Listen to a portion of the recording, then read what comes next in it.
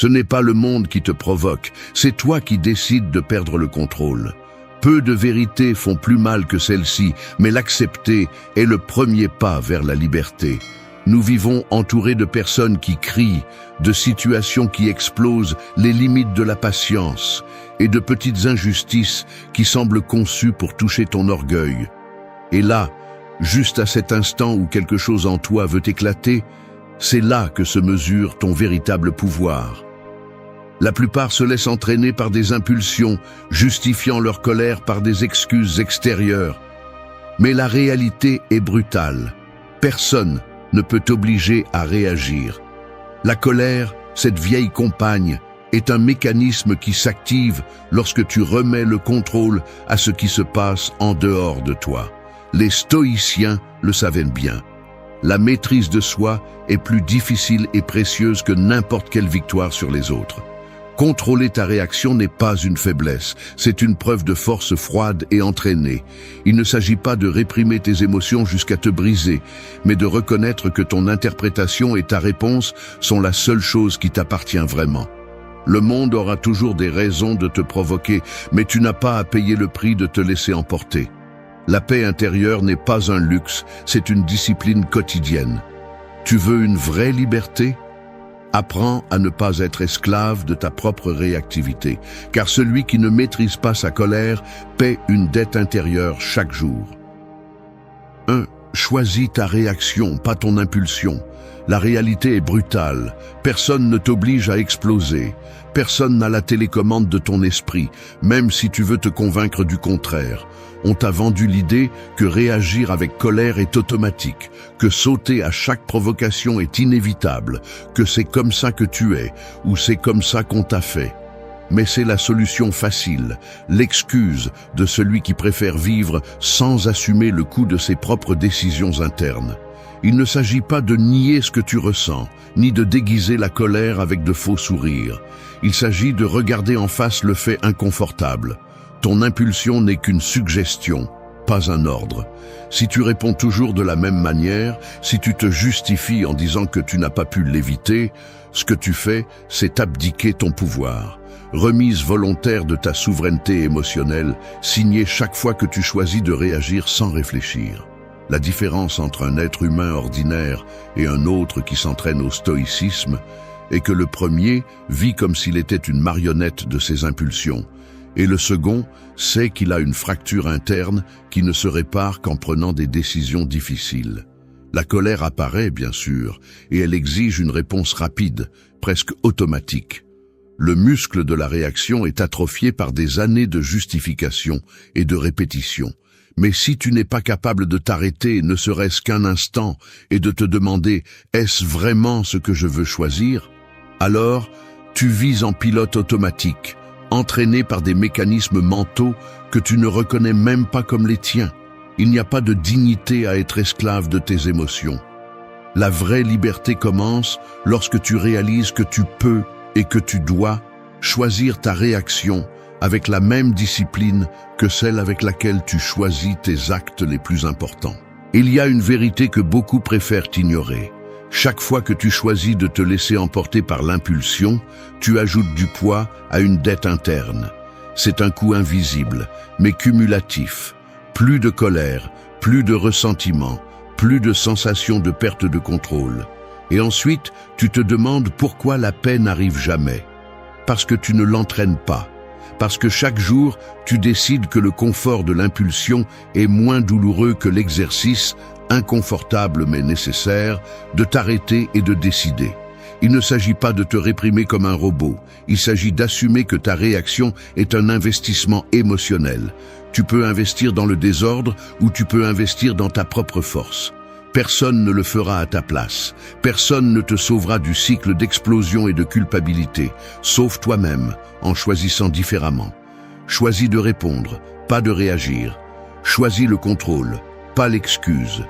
Marc Aurèle, Épictète, Sénèque, aucun d'eux n'était un être de glace, insensible à la provocation. Ce qu'ils ont fait, c'est s'entraîner, encore et encore, à la distance entre le stimulus et la réponse. Pas parce que c'était simple, mais parce qu'ils savaient que chaque réaction choisie leur redonnait du pouvoir sur eux-mêmes. Tu n'es pas moins humain en freinant ton impulsion. Tu es plus libre. La force ne réside pas dans le fait de crier plus fort, ni de prouver que personne ne te dépasse. La vraie force réside dans le fait de regarder ton propre impulsion et de décider que tu ne vas pas te vendre à bas prix, que ta réaction, c'est toi qui l'as choisie. La colère n'est pas inévitable, c'est une option. Et l'option de toujours céder aux premières impulsions est un signe de faiblesse déguisé en authenticité. Tu n'es pas tes émotions, tu es les décisions que tu prends face à elles. Personne ne te respectera davantage parce que tu exploses. Ils te respecteront quand ils verront que tu es capable de maintenir ton caractère, même quand tout te pousse à le perdre. La réaction immédiate est la sortie du faible. Choisis la pause, choisis la conscience, choisis la liberté. C'est la seule vraie victoire. 2. Observe avant de répondre. Tu reçois un message blessant dans le groupe de travail, un de ceux qui, en quelques secondes, semble te mettre hors de toi. Tu sens ton pouls s'accélérer, ta mâchoire se tendre, la réponse prête à être tirée immédiatement. Le doigt flotte sur le bouton d'envoi, et à cet instant, tout ton corps exige vengeance, exige que tu te fasses entendre, que tu ripostes. Mais si tu regardes au-delà du premier réflexe, tu trouveras quelque chose d'inconfortable. La véritable bataille ne se joue pas sur l'écran, ni dans les mots de l'autre, mais dans cet espace minuscule entre ce qui se passe et ce que tu choisis de faire ensuite. C'est là que se décide ta paix ou ta ruine. Observer avant de répondre est beaucoup plus difficile qu'il n'y paraît. Il ne s'agit pas de compter jusqu'à 10 pendant que la colère te déchire intérieurement, ni de réprimer la colère avec des phrases vides. C'est un exercice de brutale honnêteté, un acte de désarmement interne. Lorsque tu prends le temps de voir ta propre réaction en temps réel, tu commences à remarquer les rouages mentaux qui se mettent en marche. L'urgence d'avoir raison, le désir d'être validé, la vieille blessure de ne pas se sentir à la hauteur qui crie pour protection. C'est là que la plupart échouent, car regarder de front ces mécanismes demande plus de courage que n'importe quelle réponse en colère. Il ne suffit pas de ne pas réagir. Il s'agit de te poser sérieusement la question: quelle partie de moi demande à sortir se battre? Quelle peur ou histoire personnelle s'active lorsque quelqu'un me confronte? Celui qui observe sans excuse se rend compte que souvent, la fureur n'est qu'un déguisement pour masquer une insécurité plus profonde. La pause consciente, ce bref instant de lucidité avant de répondre, est la première preuve de pouvoir réel sur soi-même. Il ne s'agit pas de froideur, ni d'indifférence, ni de devenir de pierre.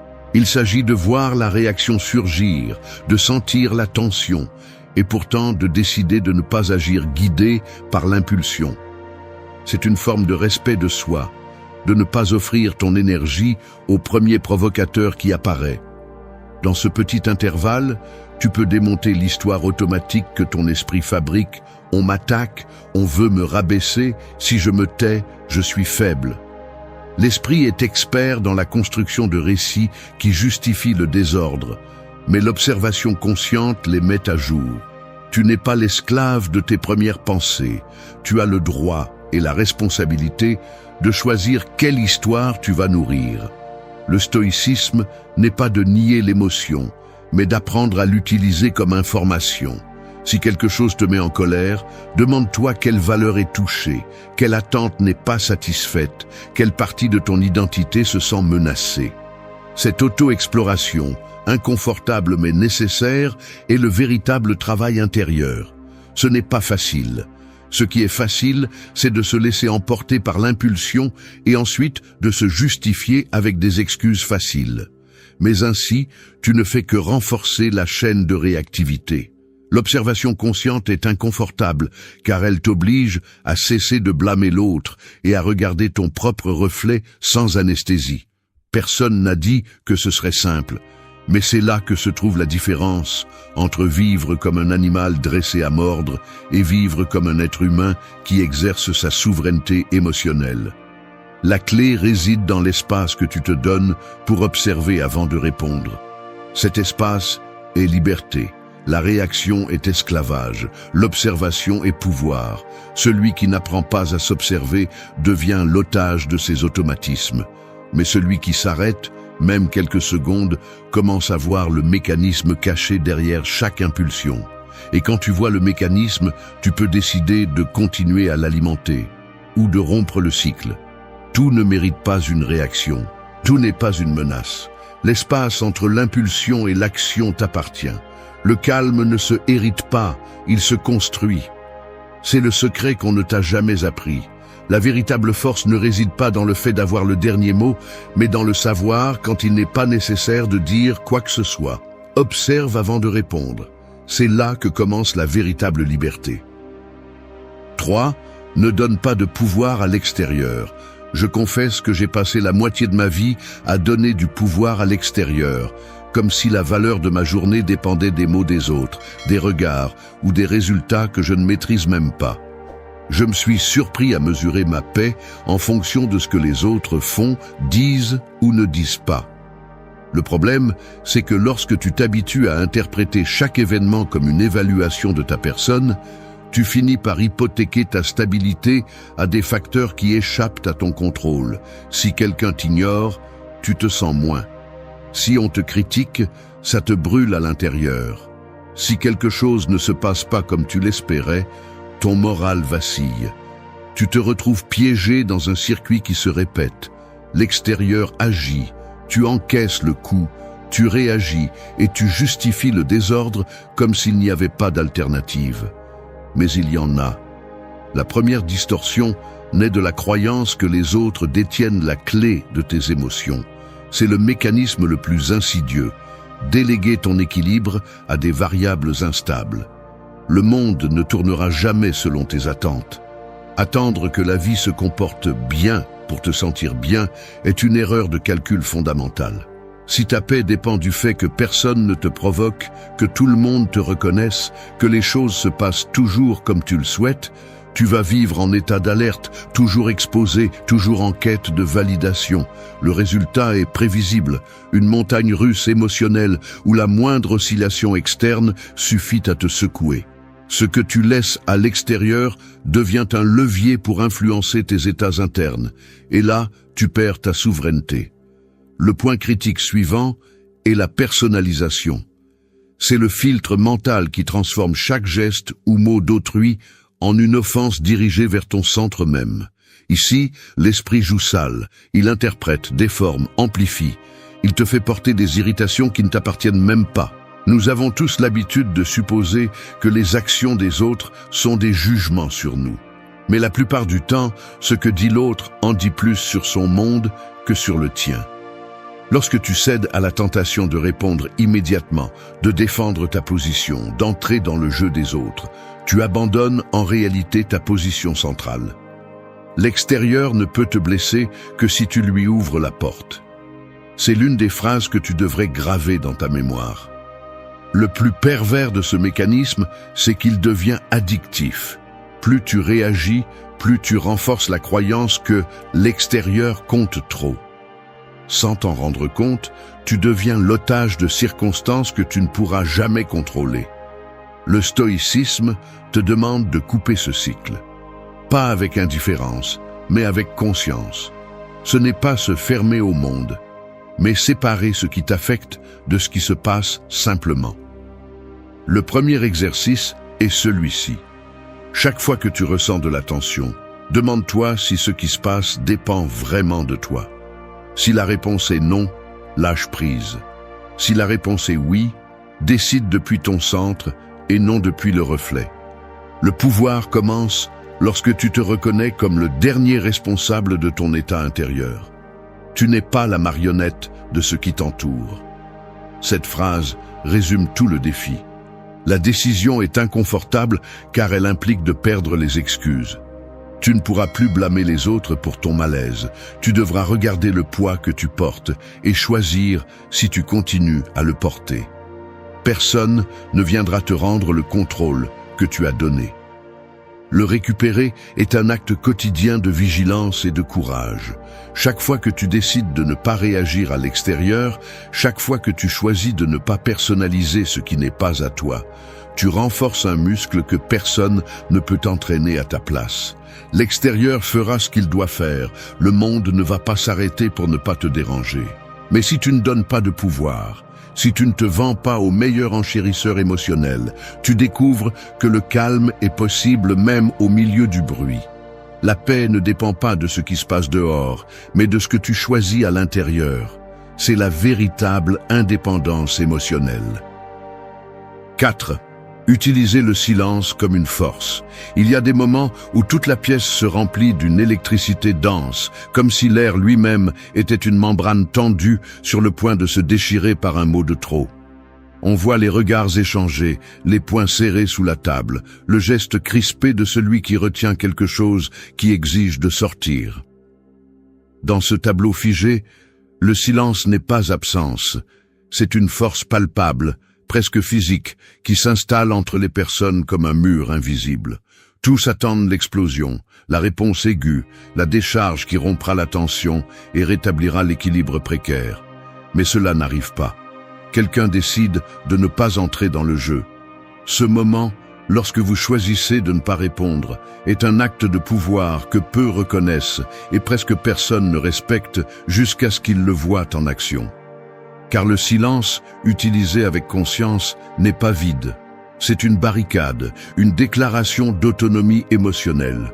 Le geste de rester silencieux alors que tout le corps exige une réaction est une rébellion contre la facilité, un muscle qui se tord dans la direction opposée à l'entraînement social. Le silence bien utilisé ne signifie pas soumission ni défaite, mais l'affirmation que tout ne mérite pas votre énergie, que vous n'êtes pas une machine programmée pour tirer des réponses au premier impact. Au lieu de vous fragmenter, vous profitez de cet instant pour regarder en face ce qui se passe en vous et chez l'autre. Vous voyez le tremblement dans la voix de l'autre, l'urgence dans ses gestes, le besoin de validation qui se cache parfois derrière les attaques les plus féroces. Vous laissez le silence travailler, rendre visible ce qui passe normalement inaperçu dans le brouhaha des justifications et des reproches. Le silence révèle plus que n'importe quel cri. C'est inconfortable, bien sûr. Il y a un inconfort physique à garder la bouche fermée quand vous sentez que le sang monte, que la réponse se forme d'elle-même dans la gorge. Le pouls s'accélère, la mâchoire se tend, les mains cherchent quelque chose à serrer. Mais là, dans cet inconfort, se trouve le véritable terrain d'entraînement.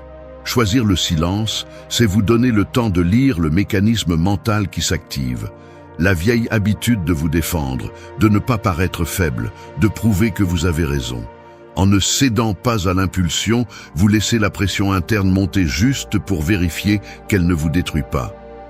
Vous découvrez que vous pouvez habiter cet espace sans vous effondrer. Que le monde ne s'arrête pas parce que vous ne répondez pas immédiatement. Le silence est la pause qui protège votre dignité. Peu de choses déstabilisent autant celui qui cherche à vous provoquer que le fait de ne pas obtenir la réaction attendue. L'insulte qui ne rebondit pas, la critique qui n'enflamme pas, la provocation qui ne trouve qu'un regard calme et un silence dense.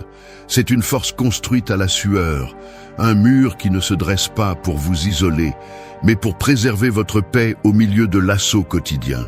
Le silence bien utilisé n'est pas indifférence, c'est présence consciente. Vous choisissez de ne pas gaspiller des mots sur ce qui n'apporte rien, de ne pas offrir votre attention à celui qui cherche seulement de quoi nourrir son propre malaise. C'est un filtre qui sépare l'essentiel du superflu, un outil pour ne garder que ce qui compte. Tout ne nécessite pas de réponse. Toutes les batailles ne méritent pas d'être livrées. Il y a une force incommensurable à savoir quand se mordre la langue, quand laisser l'air se calmer et que la tension elle-même s'effondre par manque de combustible. Le silence, loin d'être vide, est la stratégie de celui qui se connaît et se respecte. Ce n'est pas facile, ni confortable, ni populaire. Mais c'est souvent la seule façon de montrer que votre centre n'est pas à vendre. Utilisez le silence comme une force. Là réside le véritable pouvoir de celui qui n'a besoin de prouver rien. 5. Dépersonnalise les offenses des autres. Tu n'es pas le centre de l'univers émotionnel des autres. C'est aussi simple que ça. Le poison que les autres déversent parle de leur propre déséquilibre, pas du tien. Mais si tu avales chaque commentaire comme une attaque dirigée, si tu mâches chaque critique comme si c'était un jugement définitif sur ta personne, alors tu deviens le prisonnier volontaire des misères des autres. C'est brutal, mais il faut le dire. La plupart des gens sont tellement piégés dans leur propre malaise, tellement consumés par leurs propres batailles internes, qu'ils ne pensent même pas vraiment à toi lorsqu'ils lancent leurs offenses. Tu le prends personnellement parce que cela t'arrange. C'est l'excuse parfaite pour réagir, pour libérer ta colère et justifier ta perte de contrôle. Mais c'est là le piège. L'ego veut être au centre de l'attention. Il veut être la victime principale de chaque offense, même si cela n'a rien à voir avec toi. Si tu ne dépersonnalises pas, tu traînes ta vie à ramasser des ordures émotionnelles qui ne t'appartiennent pas. L'entraînement stoïque est implacable avec cette auto-illusion. Il n'y a pas de place pour la compassion de soi bon marché, ni pour le victimisme déguisé en dignité. Chaque fois que tu permets à un mot d'un autre de s'installer dans ton esprit comme une vérité, tu valides le pouvoir de l'autre sur ton état intérieur. Ce n'est pas de la sensibilité, c'est de la faiblesse sans déguisement. Celui qui prend tout personnellement vit dans un état d'alerte chronique, toujours à la recherche de signes d'attaque, toujours prêt à bondir. Le résultat est évident, une vie minée par le ressentiment et l'épuisement, où la moindre friction devient un motif de perte de paix. C'est une condamnation auto-imposée, une chaîne que tu te mets toi-même autour du cou. Dépersonnaliser ne signifie pas que rien ne t'affecte, cela signifie que tu filtres avec rigueur. Le filtre est simple. Ce que l'autre dit a-t-il un fondement réel ou n'est-ce que le reflet de sa propre frustration ? 9 fois sur 10, la réponse est évidente, mais tu préfères l'ignorer parce que l'indignation te donne une identité momentanée, te fait sentir vivant même si c'est à base de poison. Assez d'excuses. Tu n'as pas l'obligation de porter les projections des autres, ni de t'intoxiquer avec les carences émotionnelles de quiconque. Chaque fois que tu choisis de ne pas mordre à l'hameçon, tu coupes la chaîne de l'automatisme. Ne ramasse pas les ordures que les autres jettent. Cette phrase devrait être tatouée dans la conscience de quiconque aspire à la paix. L'erreur la plus courante est de confondre le jugement des autres avec ta valeur réelle. Mais ce que l'autre dit de toi en dit beaucoup plus sur lui que sur toi. Celui qui attaque se révèle. Celui qui insulte se dénude. Si tu prends chaque mot comme une agression personnelle, tu finis par vivre en fonction des faiblesses des autres. Ce n'est pas du caractère, c'est une addiction au drame. Le véritable exercice consiste à séparer ce qui se passe en dehors de toi de ce que tu décides d'accepter à l'intérieur. Tout ce qu'on te lance ne mérite pas d'être ramassé.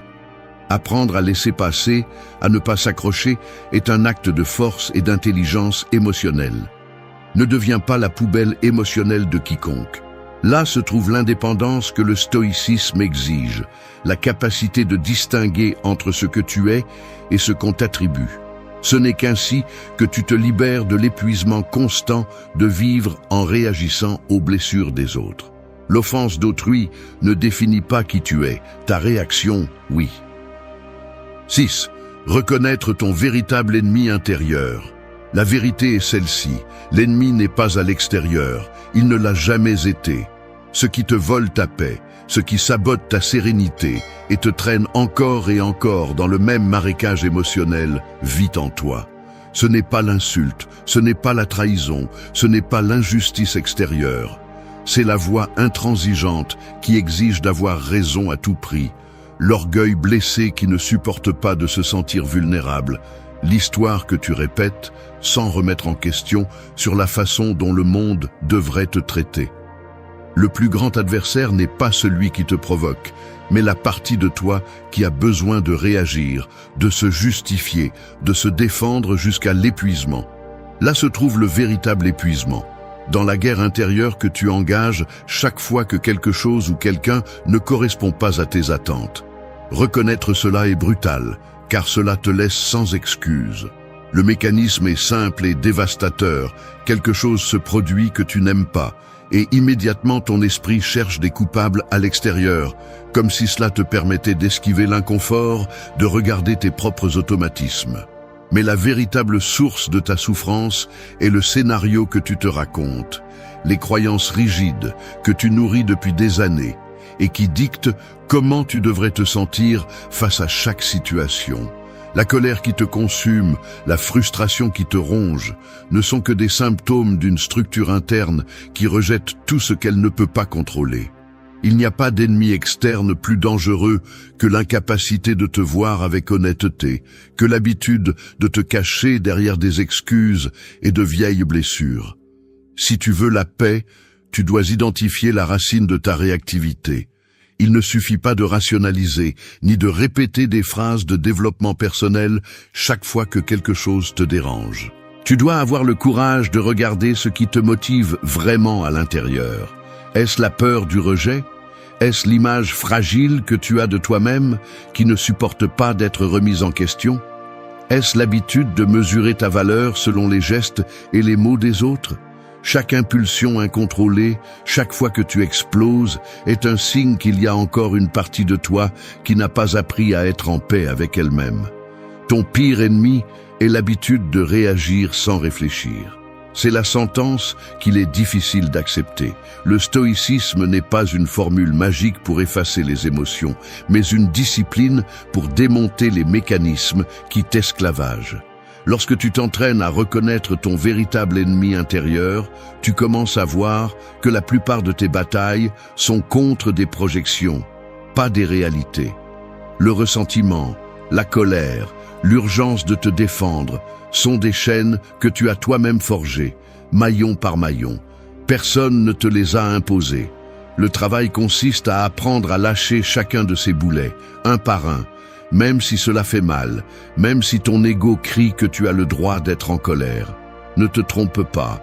Tant que tu crois que le problème est à l'extérieur, tu vas répéter la même histoire avec des protagonistes différents. Les visages changent, les circonstances changent, mais la réaction est identique. Le schéma se maintient parce que le véritable conflit réside dans ta façon d'interpréter ce qui se passe, dans le besoin de contrôler et dans la difficulté d'accepter que tout ne tourne pas en ta faveur. Domine ton ennemi intérieur et tu domineras le monde. C'est la seule conquête qui en vaut la peine. Tout le reste n'est que bruit. Le défi est quotidien. Chaque situation inconfortable est une invitation à identifier quelle partie de toi veut s'accrocher au drame et laquelle est prête à lâcher prise. Il ne s'agit pas d'éliminer ce que tu ressens, mais de ne pas rester piégé dans les mêmes automatismes. Le véritable pouvoir est de reconnaître que tu as une bataille interne constante et que le seul chemin vers la liberté est d'assumer la responsabilité totale de tes réactions. Là, et seulement là, commence la véritable paix. 7. Pratique la pause face à la colère. Tu es dans le trafic, coincé entre des voitures qui n'avancent pas, l'horloge qui tourne sans pitié et la sensation que tu vas encore arriver en retard. Tu vois quelqu'un qui te coupe imprudemment, freine brusquement et ton cœur fait un bond. La mâchoire se crispe, les mains s'accrochent au volant et tu sens la pression dans ta poitrine, cette vague qui te pousse à réagir, à klaxonner, à crier, à décharger toute la rage contenue en cet instant. Ce n'est pas un moment extraordinaire, c'est le genre de situation qui se répète tous les jours, de petites provocations, des frictions minimes, mais suffisantes pour activer le même mécanisme mental. Ce qui semble être une réaction naturelle est en réalité le résultat d'années d'entraînement inconscient. L'esprit interprète l'obstacle comme une menace personnelle, et le corps réagit comme s'il était en danger réel, même si au fond, il ne s'agit que d'un léger inconfort. C'est ici que tout se joue. L'art de la pause n'est pas un truc d'auto-assistance, c'est une intervention chirurgicale dans le flux automatique de tes émotions. Si tu décomposes le processus, la chaîne est claire. D'abord, l'alarme interne s'active, quelque chose te dérange, te frustre, te pousse hors de ta zone de contrôle. Ensuite, l'esprit cherche un objectif externe pour déposer la culpabilité. Le conducteur, le collègue, le partenaire, n'importe quelle figure qui justifie la réaction. Immédiatement, surgit l'urgence de faire quelque chose, de rendre le coup, ou au moins de manifester ton inconfort. Mais l'étape que l'on ne voit presque jamais est la plus importante, l'instant entre le stimulus et la réponse. Cet espace microscopique, qui passe souvent inaperçu, est en réalité le seul point où tu as une véritable agence. C'est le moment exact où tu peux freiner l'automatisme et, au lieu de réagir, décider. La pause est l'interrupteur qui coupe le cycle. Si tu ne reconnais pas ce point, la colère te manipule comme une marionnette. Mais si tu parviens à l'identifier et à le maintenir, même juste quelques secondes, tu changes toute la carte de tes réactions. Pratiquer la pause ne signifie pas se figer ni réprimer ce que tu ressens. C'est un exercice stratégique, reconnaître l'activation interne, observer l'urgence de répondre et juste là, introduire une coupure consciente. Il ne s'agit pas de nier l'inconfort, mais de l'examiner comme on arrête une machine pour comprendre pourquoi elle est sur le point de déborder. L'objectif n'est pas la perfection, c'est de gagner du temps. Assez de temps pour te demander quelle option tu as, quelles conséquences chaque réaction apporterait, et si tu veux vraiment payer le prix émotionnel de libérer ta colère. Cette analyse peut durer à peine quelques respirations, mais elle marque la différence entre agir depuis le contrôle ou depuis l'automatisme. Agir sans pause, c'est signer des chèques émotionnels sans fond. L'entraînement consiste à répéter ce processus encore et encore jusqu'à ce que la pause devienne un réflexe. Au début, c'est difficile, car l'impulsion est forte et tout ton corps semble demander une décharge immédiate. Mais chaque fois que tu parviens à maintenir la coupure, même brièvement, tu renforces un nouveau réseau interne, le muscle de la conscience. La colère cesse d'être une destination inévitable et devient une option parmi tant d'autres, une suggestion que tu peux accepter ou rejeter selon le contexte. Ainsi, le contrôle cesse d'être une théorie et devient une expérience tangible. La pause est le premier acte de véritable domination. Peu importe ce qui se passe à l'extérieur, tu peux toujours intervenir sur la façon dont tu réponds à l'intérieur. C'est le cœur de la liberté stoïque. 8. Faites de la calme une discipline quotidienne. Je confesse que pendant des années, la calme me semblait une sorte de luxe réservé uniquement à ceux qui n'étaient pas embourbés, à ceux qui n'avaient pas à se battre chaque jour pour se maintenir. Je me voyais dans le reflet de la fenêtre des transports en commun, mâchoire serrée, épaules haussées, les doigts jouant avec le téléphone, pendant que l'esprit repassait les griefs du travail, les déceptions familiales, les tâches qui semblaient ne jamais se terminer. Parfois, tout le corps se sentait comme une corde trop tendue, sur le point de se rompre pour un rien. Les gens autour de moi étaient pareils, respiration saccadée, regard fuyant, mains serrées sur des sacs à dos, chacun portant son propre inventaire de petites guerres quotidiennes. Personne ne le dit, mais cela se voit dans les gestes, dans la façon de marcher, dans la manière dont ils réagissent au moindre contact.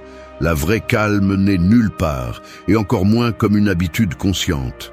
Mais ensuite, j'ai compris que cet état d'alerte constant n'était pas une coïncidence, mais le résultat d'une pratique silencieuse, d'une discipline inversée.